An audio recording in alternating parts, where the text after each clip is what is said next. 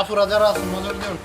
Guys হঠাৎ করে আজকে আম ভর্তা খাওয়ার জন্য মন চাইলো, তো আমরা রেস্টুরেন্টে স্টাফ যারা আছি সবাইকে বললাম যে আমের ভর্তা করবো। তো বাজার থেকে কিছু আম ফার্স্টে আনা হয়েছিল, কিন্তু আমগুলো একটু শর্ট পড়ে যায়, যার কারণে পরবর্তীতে আবার আরেকজনের অবস্থা দেখেন।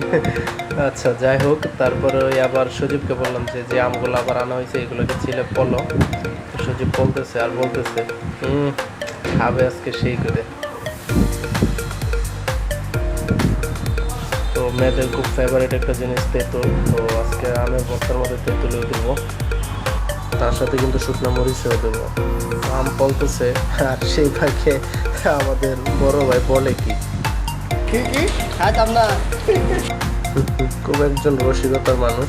তো আম পলার কাজ শেষ, আর তেঁতুলটা একটু পানিতে ভিজিয়ে নিলাম, পুদিনা পাতা, তারপর হচ্ছে কাঁচামরিচ এগুলোও দেবো, যার এগুলো দেওয়াতে খুব ভালো একটা স্মেল পাওয়া যাবে। এগুলো এখন দিয়ে দেবো শুকনো মরিচগুলো। তো দেখতেই পাচ্ছেন কত সুন্দর দেখাচ্ছে, আর বিশেষ করে কাঁচা আমের ভর্তা কিন্তু আসলেই খুব সুস্বাদু হয়। চিনি, লবণ, তারপর হচ্ছে আমরা একটু বিট লবণ দিলাম।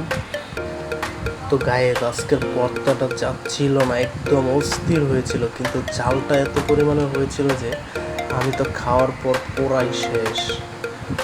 মনে হয় 10 থেকে 15 মিনিটের মতো মুখে পানি রেখেছিলাম শুধু এই ঝালটাকে কমানোর জন্য, এত পরিমাণে ঝাল হয়েছিল। আর আজকের সম্পূর্ণ ভর্তা প্রসেসটা কিন্তু করেছে আমাদের ছোট ভাই সজীব।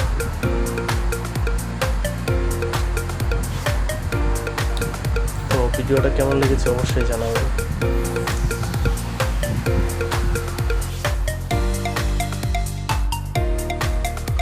ওয়াসাম আপুরা যারা আছে নজর দিন।